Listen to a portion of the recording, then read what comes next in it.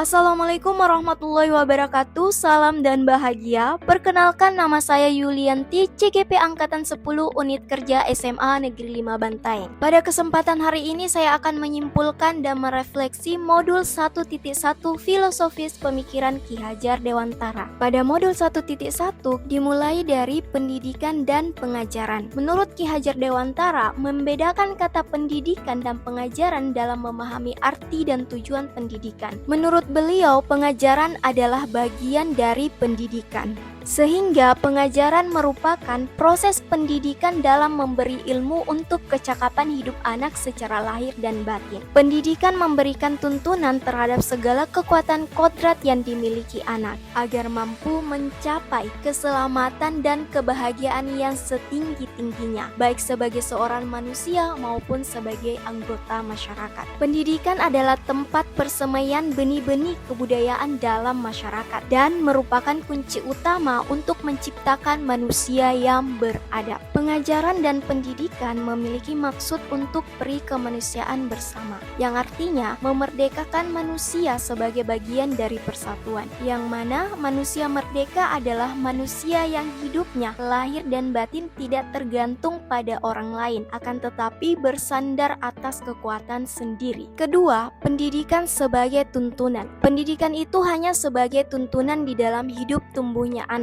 Artinya bahwa tumbuh kembangnya anak terletak di luar kecakapan atau kehendak kita sebagai pendidik, karena anak terlahir memiliki kekuatan kodrat masing-masing, sehingga pendidik hanya dapat menuntun segala kodrat yang ada pada anak agar dapat memperbaiki lakunya atau budi pekerti yang dimiliki anak. Yang ketiga, kodrat alam dan kodrat zaman. Ki Hajar Dewantara menjelaskan bahwa dasar pendidikan anak berhubungan dengan kodrat alam dan kodrat zaman, sehingga guru harus mendidik murid dengan cara yang sesuai dengan tuntunan alam dan zamannya sendiri, dengan tetap mengutamakan nilai-nilai sosial kultural di daerah masing-masing yang merupakan bagian dari kebudayaan Indonesia. Sekarang kita masuk pada pertanyaan pemantik yang pertama. Jadi sebelum mempelajari modul 1.1, saya menganggap pembelajaran hanya sebagai transfer ilmu semata, sehingga saya lebih fokus pada ketercapaian materi dan KKM atau lebih mengutamakan aspek kognitif anak saja. Saya tidak mempertimbangkan karakteristik murid karena menganggap semua murid memiliki kebutuhan yang sama dalam belajar, sehingga pengajaran lebih berpusat kepada guru karena guru lebih mendominasi aktivitas di dalam kelas dan berpikir bahwa sumber belajar utama adalah guru. Pertanyaan pemantik yang kedua, jadi setelah saya mempelajari modul 1.1,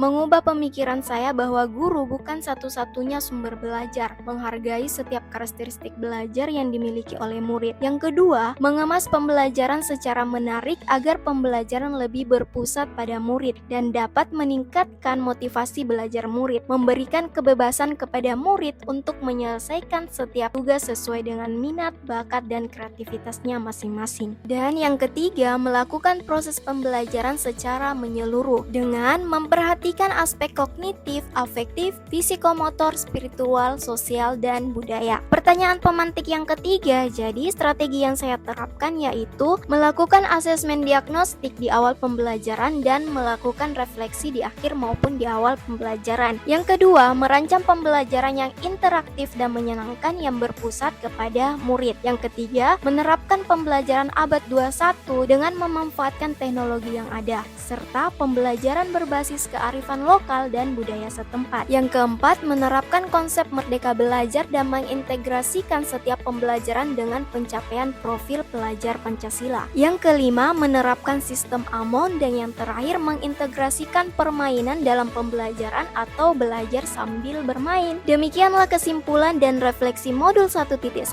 Akhir kata, terima kasih banyak dan Assalamualaikum warahmatullahi wabarakatuh.